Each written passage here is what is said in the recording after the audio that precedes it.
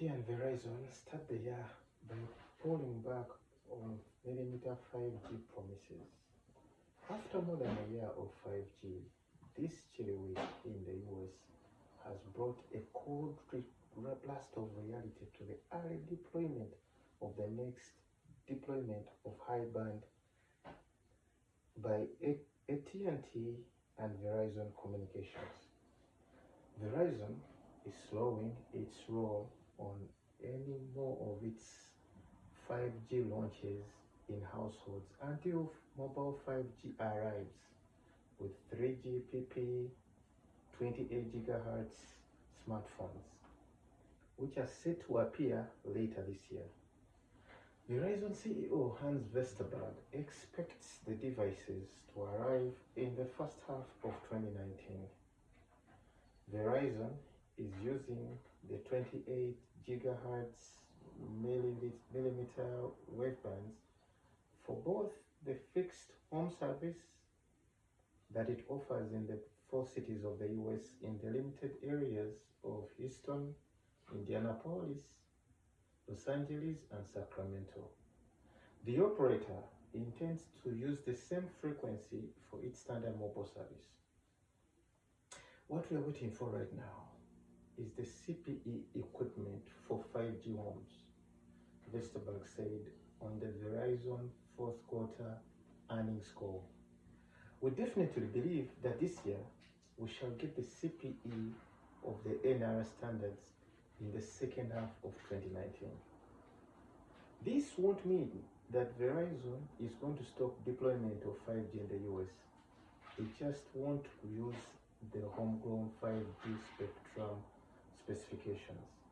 Instead, the network it deploys will be a 3GPP 5G new radio, which is multi-use and a fixed mobile network. We're building the network as we speak, Vesterberg said.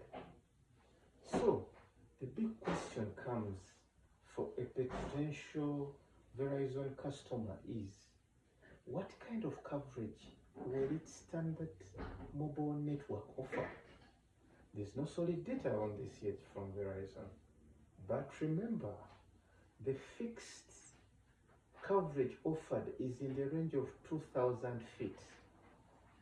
So in a city environment like New York, that could mean installing 5G small cells every city block so as to provide good coverage. Meanwhile, on the 5G device side, millimeter wave antennas use such tiny signals that they can be blocked by a human hand. Fine, right? So, the rival AT&T, meanwhile, appears to have concluded this week that its millimeter wave standard 3GPP mobile 5G will be similarly limited in the US. The operator has parts of the 12 markets up and running and plans 7 more this year. After that, AT&T promises with low band to bring 3GPP nationwide through the last half of 2019 into 2020. In fact, AT&T CEO Randall Stephenson said this week he sees 3G becoming a wired broadband alternative over the next 3 to 5 year time frame, which will serve as a true replacement opportunity to take on cable broadband. And that gives the impression that AT&T is becoming realistic about the capabilities of millimeter wave technology.